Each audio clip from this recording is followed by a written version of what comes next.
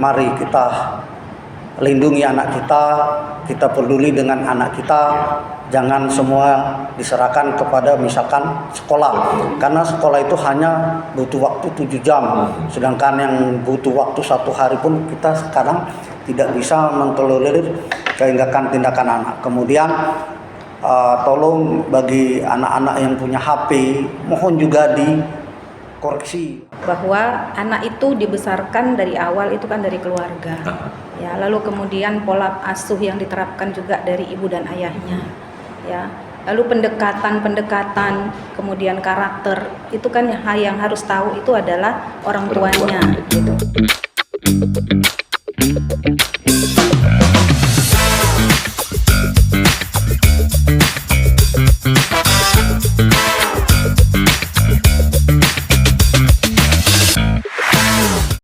Assalamualaikum warahmatullahi wabarakatuh. Selamat datang kembali di channel Talks with Kominfo. Dan tentunya bareng aku Arita Nasution. Nah, kalau berbicara tentang tebing tinggi, banyak hal yang bisa kita explore, banyak hal yang bakal bisa kita bahas.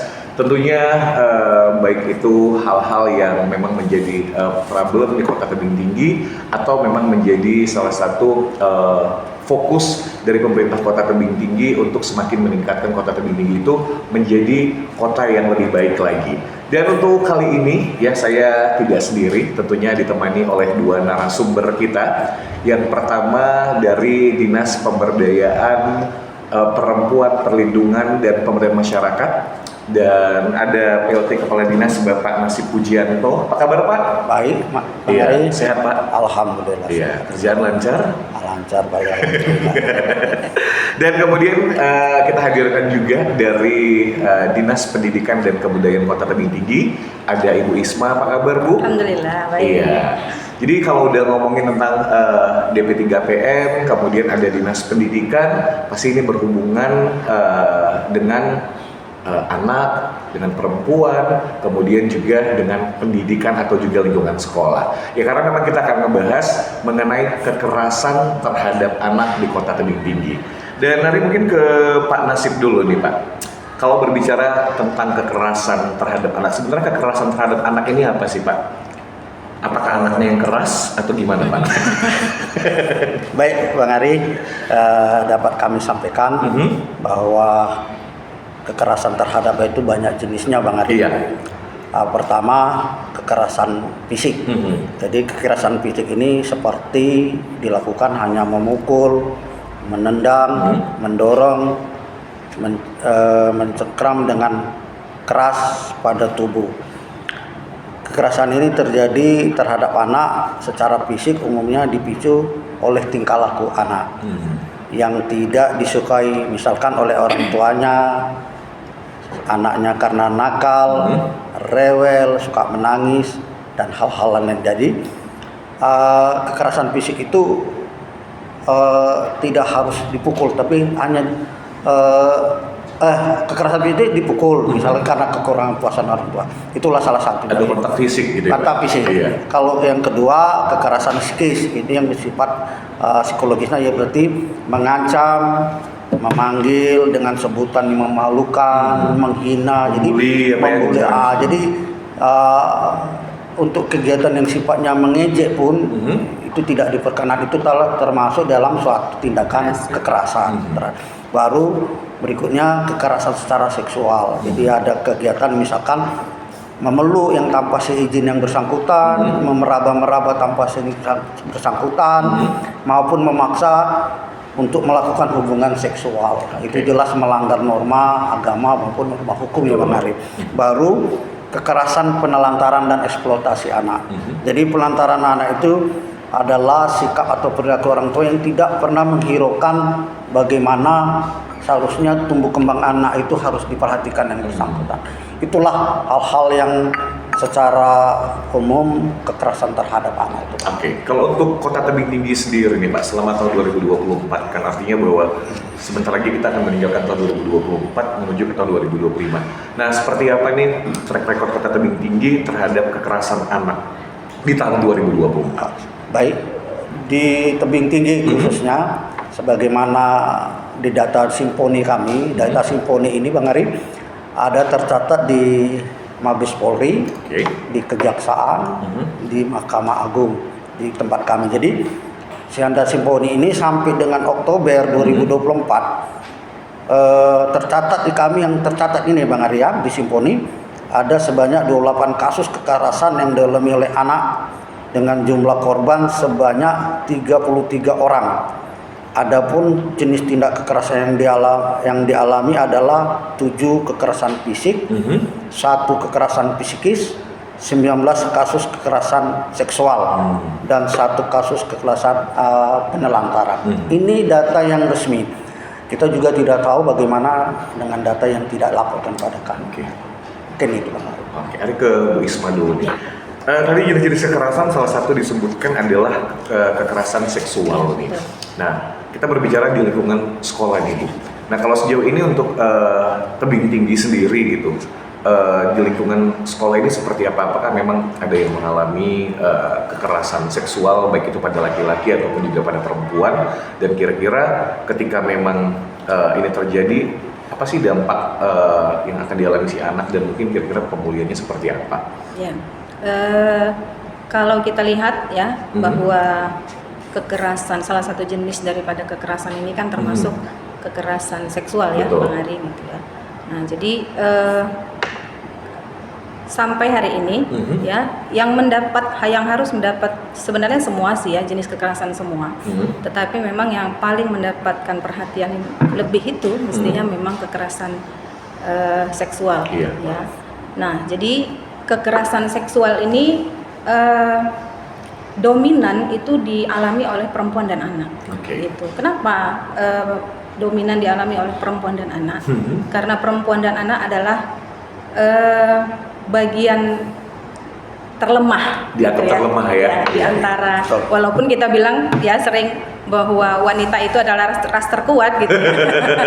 Tapi nyatanya bahwa korban kekerasan seksual ini banyak terjadi pada perempuan dan anak gitu. Karena memang ya pelaku akan menganggap bahwa perempuan dan anak itu adalah manusia yang lemah gitu. Nah itu. Jadi kalau kita lihat sampai hari ini ya, ini mohon maaf bahwa di 2024 kita di Dinas Pendidikan Kota Tebing Tinggi itu sudah menangani 2 kasus. 2 kasus? Ya, 2 kasus. Nah, kasus yang pertama itu sudah ditangani oleh pihak kepolisian, ya, bahkan sudah sudah ditahan, sudah diproses hukum, dan secara status kepegawaiannya juga sudah kita berhentikan sementara, tinggal menunggu keputusan, tinggal menunggu inkrahnya, gitu, ya, itu apakah nanti dia 2 tahun atau dia di bawah 2 tahun, gitu. Nah, yang satu lagi masih sedang proses, itu, ya, nah itu. Nah, kalau kita lihat bahwa kekerasan pada anak, baik itu laki-laki maupun perempuan, ya, itu tetap punya dampak, ya. Bahkan kalau kita lihat, ya, dampaknya ya sangat besar. Ya, tergantung tingkat kekerasan ya seksual yang dialami oleh korban, gitu, Bang Ari. Jadi kalau kita lihat kan kekerasan seksual ini dia ada fisik, kemudian bentuk-bentuknya ya, kemudian dia juga ada verbal, ya, lalu kemudian seksual itu sendiri.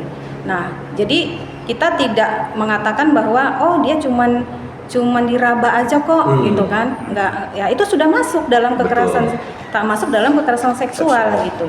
Atau misalnya ya kalau kita sekarang di media sosial nih, gitu ya. Misalnya ya sesuatu yang tidak diinginkan misalnya, gitu ya.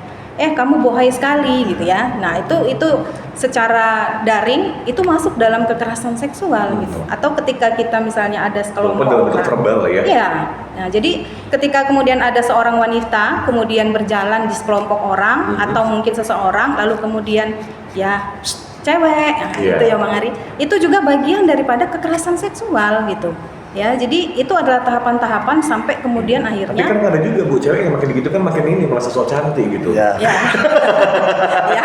Cewek lebay ya, makin lebay banyak tingkahnya. Nah, ya, jadi kembali tadi bahwa kekerasan seksual itu adalah sesuatu yang dilakukan oleh pelaku yang itu tanpa tanpa ada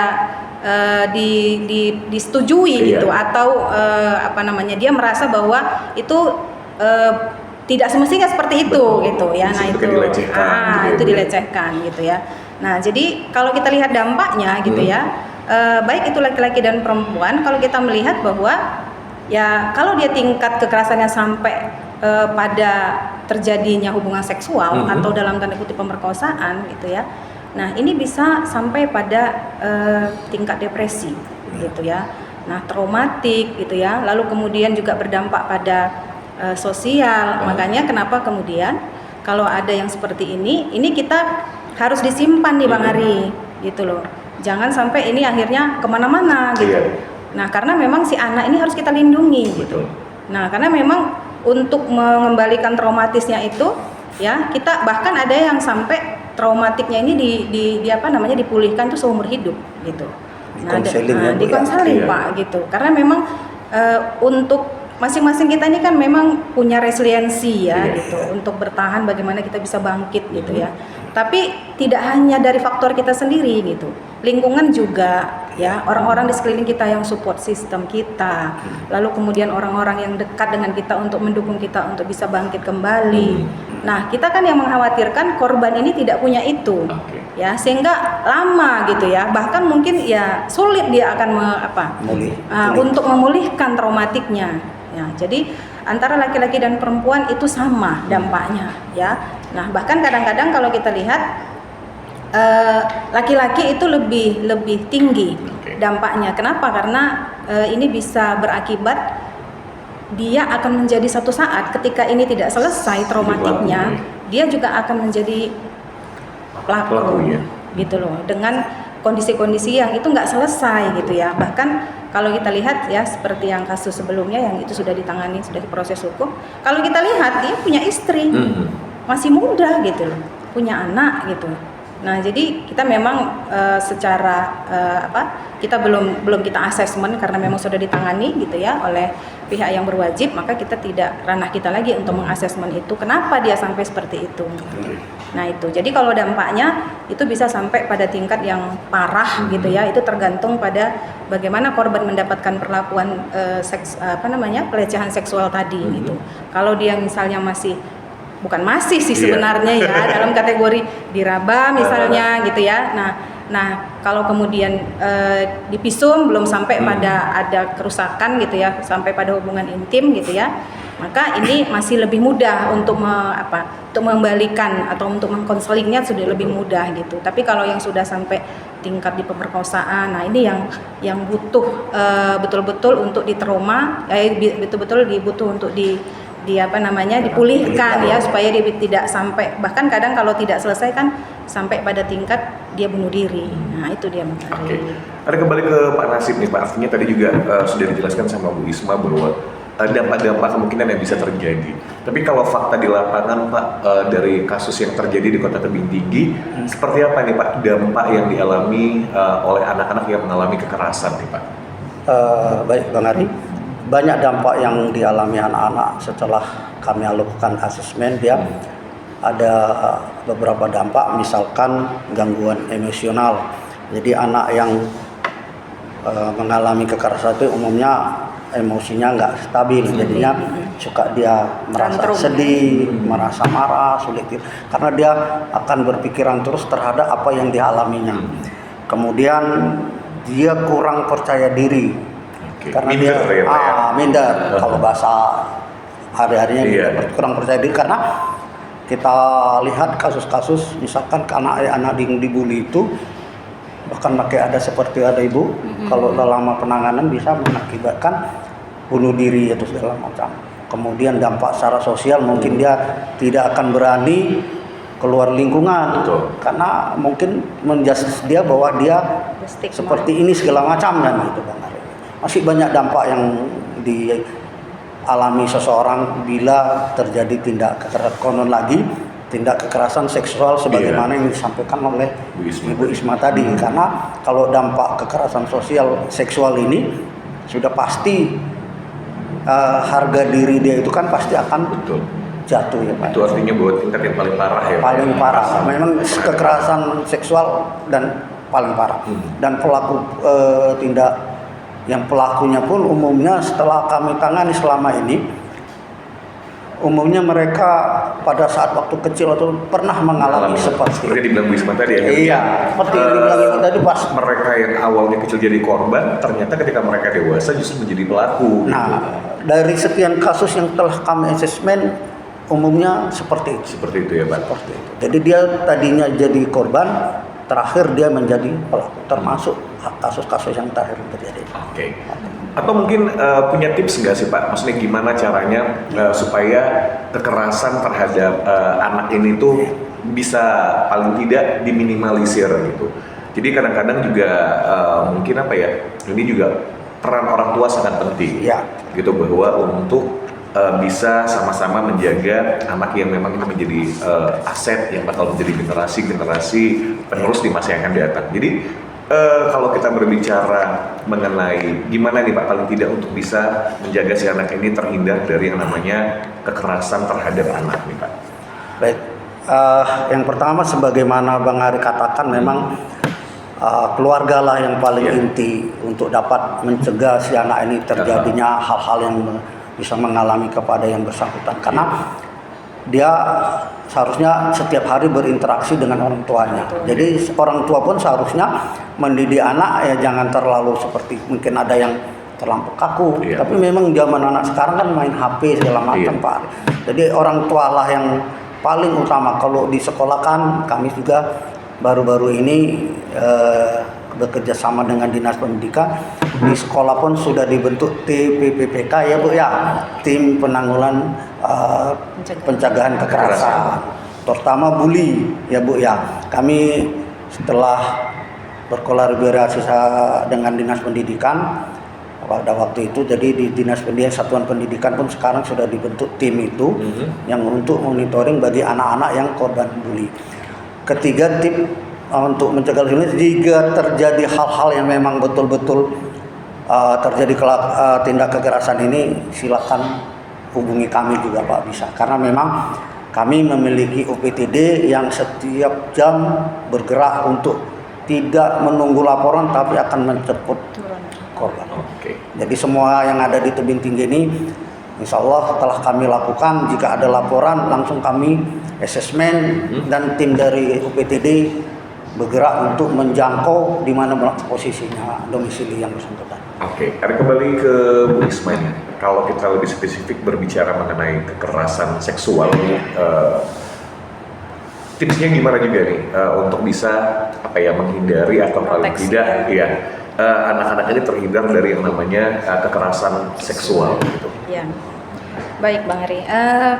Kalau kita lihat bahwa kalau dulu ya Bang Ari, zaman-zaman kan gitu ya Pak, zaman-zaman saya dulu, kalau kita sudah bicara masalah seks itu rasanya sesuatu yang tabu kan gitu.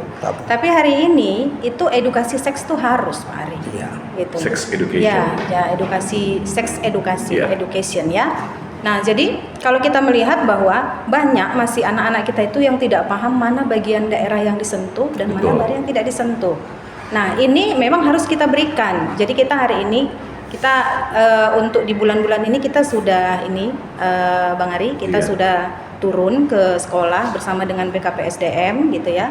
Nah, itu untuk memberikan bagaimana kemudian guru-guru setiap waktu itu bisa memberikan itu tadi edukasi seks tadi ya, karena memang ya salah satunya kemarin yang sedang proses hukum itu kita sempat panggil gitu ya wali kelasnya, ini dia tidak memberikan itu gitu. Jadi memang ini menjadi program kami dari Dinas Pendidikan dan Kebudayaan gitu ya di Tebing Tinggi, bahwa ini akan selalu diberikan karena sekarang sudah banyak. Lalu anak-anak harus paham bagian mana yang tidak boleh disentuh. Karena Ari yakin juga bahwa di rumah ketika mungkin mereka ingin bercerita ke orang tuanya, misalnya pantang.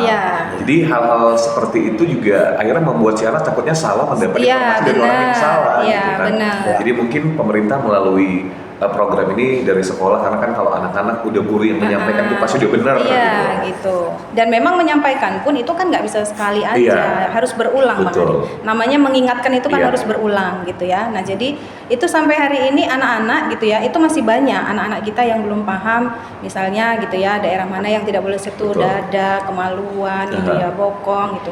Lalu kemudian ketika mereka sudah masuk masa-masa pubertas, mereka mana yang boleh dipakai pakaian yang harusnya mereka menutup daerah-daerah yang itu tidak boleh dilihat ya. Karena itu kan bagian-bagian yang mereka harus paham bahwa itulah salah satu media ya untuk pelaku tadi kan gitu kan Pak ya gitu. Dan memang kita menggalakkan bagaimana supaya ya kalau dari saya sih ya secara pribadi ya, kalau bisa kita juga bisa kerjasama dengan pihak kelurahan gitu, supaya karena memang kalau untuk menjangkau orang tua ini agak sulit Bang Ari gitu. Kenapa? Karena kalau sudah dikumpulkan, kita di sekolah-sekolah kita itu kan biasanya ibu-ibu itu banyak yang bekerja kan gitu. Jadi kalau makan Bu, cari makan Pak. jadi kita ya itu ya gitu. Tapi kalau di tingkat kelurahan mereka kan lebih kecil skupnya. Artinya kita bisa lakukan sosialisasi dan edukasi. Nah, karena memang orang tua sendiri pun banyak yang tidak paham dengan itu gitu. Sehingga ketika anak tadi ya melakukan hal-hal yang demikian ya maka kemudian orang tua tidak bisa memproteksi gitu ya. Jangan kan ketika mungkin seorang anak bertanya ketika mungkin dia pertama mimpi basah gitu. Orang tua mungkin bingung untuk menjelaskannya. Udah anak nggak usah dibahas gitu kan. Akhirnya yang namanya anak pasti punya rasa penasaran nih. Nah, itu karena memang ya mohon maaf nih pelaku-pelaku daripada kekerasan seksual ini ya itu tinggi adalah orang-orang di sekitar terdekat. Kan gitu ya Pak ya. Banyak kan ya seperti itu. Iya, bahkan kadang-kadang mohon maaf nih ayah kandung sendiri itu pelaku gitu. Kakek, paman gitu loh. Ya, supir atau mungkin asisten rumah tangga yang bekerja di rumah yang kadang-kadang ini tidak dalam pantauan orang tua gitu. Kalau sekolah kan Bang Ari hanya berapa jam? Kan gitu. Mereka masuk jam 7.00, mereka pulang paling lama 12.30 kan gitu. Selebihnya kan mereka ada di rumah. Sehingga memang penjagaan di rumah ini seperti yang dibilang ya Pak Nasib tadi bahwa memang ya orang tua harus betul-betul aware gitu untuk menjaga anaknya gitu. Sementara memang kalau kita lihat ya mohon maaf tingkat ekonomi tadi juga mempengaruhi mereka mungkin ya yang tingkat ekonominya ke bawah mereka sedang sibuk cari makan gitu ya kan Pak, bahkan kadang-kadang mungkin mereka juga asisten rumah tangga 3 pintu, pulang-pulang mereka sudah tenaga lelah ya, jadi mereka tidak punya kesempatan untuk itu. Jadi saya pikir semua pihak ini perlu ya untuk melakukan proteksi, tidak hanya mungkin hanya dinas pendidikan saja atau DP3 APM, tapi juga di tingkat kelurahan itu karena mereka yang paling dekat dengan masyarakat gitu. Nah, itu. Rekan Nasib terakhir nih Pak, mungkin kita pengen tahu untuk 2025, artinya setelah 2024 dijalani, program-program juga berjalan, mungkin ada evaluasi dan sebagainya. Pastinya pengen 2025 kasus-kasus ini lebih lebih sedikit lah, kalau bisa memang zero sama sekali. Untuk 2025 sendiri, untuk dinas DP3 PM ini apa yang bakal dilakukan dan kira-kira apa pesan yang ingin disampaikan ke penonton kita nih Pak? Baik. Untuk 2025 memang kami setelah merencanakan kegiatan-kegiatan ke depan. Pertama kami di Dinas P3PM ada namanya Forum Anak. Jadi kami akan melibatkan anak-anak untuk berkampanye di sekolah masing-masing. Jadi Forum Anak ini kami rekrut dari seluruh masing-masing sekolah. Jadi ada organisasinya. Mereka juga kami tunjuk sebagai pelopor dan pelapor. Artinya pelopor dan pelapor. Jadi jika ada dia bisa memberikan edukasi di antara teman-teman di kelasnya dan bisa melamporkan kepada kami jika ada terjadi hal-hal baik yang di sekolah maupun di lingkungannya. Kemudian kami biasanya langsung ke sekolah-sekolah untuk memberikan sosialisasi bagaimana cara menekan tindak kekerasan terhadap anak khususnya di sekolah-sekolah.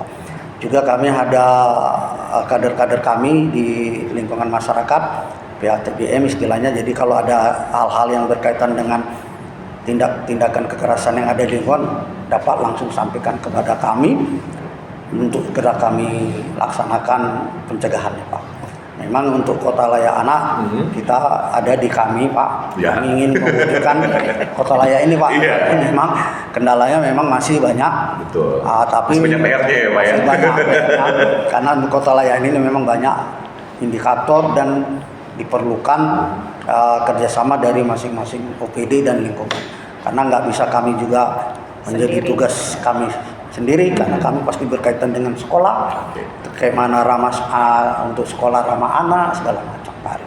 Itulah yang akan kami lakukan di tahun 2025 nanti. 2025. Biasanya kami menggandeng stakeholder yang ada Pak, termasuk mungkin biasanya kami dengan pihak Polres. Karena apapun ceritanya, kasus anak ini sekarang ada ditangani di unit PPA. Nah, itu Pak. Oke. Pesan nih Pak mungkin untuk masyarakat terkait dengan kekerasan terhadap anak nih. Baik, kami berpesan kepada seluruh keluarga yang ada di Kota Tebing Tinggi tercinta ini, mari kita lindungi anak kita peduli dengan anak kita, jangan semua diserahkan kepada misalkan sekolah, karena sekolah itu hanya butuh waktu 7 jam, sedangkan yang butuh waktu 1 hari pun kita sekarang tidak bisa mentolerir tindakan anak. Kemudian tolong bagi anak-anak yang punya HP, mohon juga dikoreksi HP-nya Pak. Jangan dibiarkan di password yang tanpa tahu pembuka passwordnya. Karena banyak kejadian anak yang bermasalah awalnya dari media sosial. Karena ini juga dengar juga nih Pak, tapi belum tahu masih apakah wacana bahwa bahkan presiden kita tuh melarang anak-anak umur 16 tahun ke bawah nanti ke depannya untuk menggunakan HP. Itulah yang paling kami khawatirkan Pak, karena ada kasus yang terjadi karena hanya dari media sosial. Dan anaknya hampir putus asa. Itulah saran kami pertama untuk orang tua lah, mari kita jaga dan lindungi anak kita. Itu dari kami Pak. Mari ke Bu Isma nih. Kira-kira Bu, itu juga apa yang harus dilakukan oleh tips-tips mungkin terhadap kekerasan anak dan pesan yang ingin disampaikan kepada orang tua khususnya. Seperti tadi Ibu juga udah ucapkan sama diungkapkan oleh Pak Nasib bahwa di sekolah itu cuma sekian jam loh gitu. Jangan seolah-olah jadi kayak sekolah ini sebagai pembentuk karakter, sebagai segala sesuatu yang berhubungan dengan anak gitu. Padahal yang paling penting itu adalah di rumah. Nah, silakan. Ya, kalau kita lihat bahwa keluarga ini adalah fondasi utama, sama seperti dibilang Pak Nasib gitu ya, bahwa anak itu dibesarkan dari awal itu kan dari keluarga. Ya, lalu kemudian pola asuh yang diterapkan juga dari ibu dan ayahnya. Ya, lalu pendekatan, kemudian karakter itu kan yang harus tahu itu adalah orang tuanya gitu. Nah, sehingga memang ya ketahanan ya atau kekuatan keluarga ini penting Bang Ari gitu. Nah, hanya persoalan kita hari ini adalah kita memang harus memberikan gitu ya, harus memberikan jalan bagaimana supaya keluarga ini punya ketahanan untuk itu ya, karena memang ya kita tidak bisa itu tadi dengan banyak faktor tadi gitu ya, kita tidak bisa seideal yang kita inginkan gitu. Artinya memang pemerintah itu harus turut di sini ya untuk memperbaiki ya, tidak hanya pemerintah tapi semua, menurut saya semua gitu ya. Semua punya tanggung jawab. Semua punya tanggung jawab gitu, karena memang ya negeri ini, negara ini ya, Indonesia ini kan milik mereka nanti gitu. Artinya kita punya tanggung jawab bagaimana kemudian kita mulai dari keluarga-keluarga ya, itu paling terkecil seperti yang saya katakan tadi adalah bagaimana pihak-pihak kelurahan itu bisa punya program dengan yang seperti ini ya. Nah, karena saya memang kita tahu bahwa mengingatkan itu tidak bisa sekali gitu. Jangan ketika ditanya program apa yang sudah ada, oh kita sudah pernah, padahal itu hanya sekali saja dalam setahun. Ya, karena kayak seperti DP3 APM pun itu tidak semua sekolah ya kan Pak ya, tidak ini. Nah, maka kita dari Dinas Pendidikan ya, saya akan mendorong juga di 2025 supaya kita lebih intens juga turun ya kalau kita ke sekolah gitu ya, karena saya kemarin sudah turun ke SMP 1 sampai ke SMP 8 ya, itu kita kumpulkan guru-guru BK karena kita perpanjangan tangan kita itu guru-guru BK ya. Nah, supaya kita ada komunikasi karena memang ya anak-anak kita ini hampir rata yang di negeri ini itu dibesarkan dengan kondisi broken home Bang Ari. Ya, broken home itu tidak hanya mereka yang bercerai, tapi yang itu diasuh oleh neneknya, sementara orang tuanya bekerja ke luar negeri sebagai itu tadi ya pekerja lah ya, bekerja di luar gitu, sehingga memang tidak terpantau. Nah maka bagi saya gitu ya, yang saya pesankan ke masyarakat, ayo kita sama-sama bahwa mereka itu bukan anak biologis kita, tapi anak kita yang nanti di tangan mereka lah negara ini akan akan maju. Betul. Gitu. Kalau generasi mudanya mulai dari sekarang itu sudah tidak berdaya ya, kemudian sudah layu gitu ya, maka bagaimana kemudian Indonesia ini menjadi Indonesia emas gitu ya. Nah itu barangkali pesan dari saya Bang Ari. Oke, gitu. terima kasih Bu Isma, terima kasih Bang Ari. Pak Nasib, dan terima kasih juga buat para penonton kita. Jadi artinya bahwa anak itu adalah generasi yang memang harus sama-sama kita jaga, harus sama-sama kita kembangkan ya untuk kemajuan Kota Tebing Tinggi.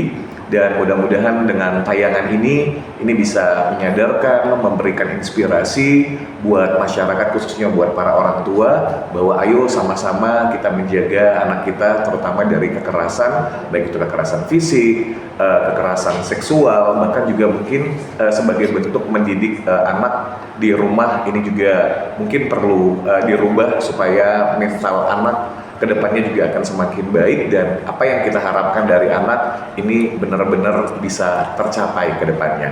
Terima kasih banyak buat para penonton, dan kita bakal ketemu lagi. Maju terus Kota Tebing Tinggi. Maju.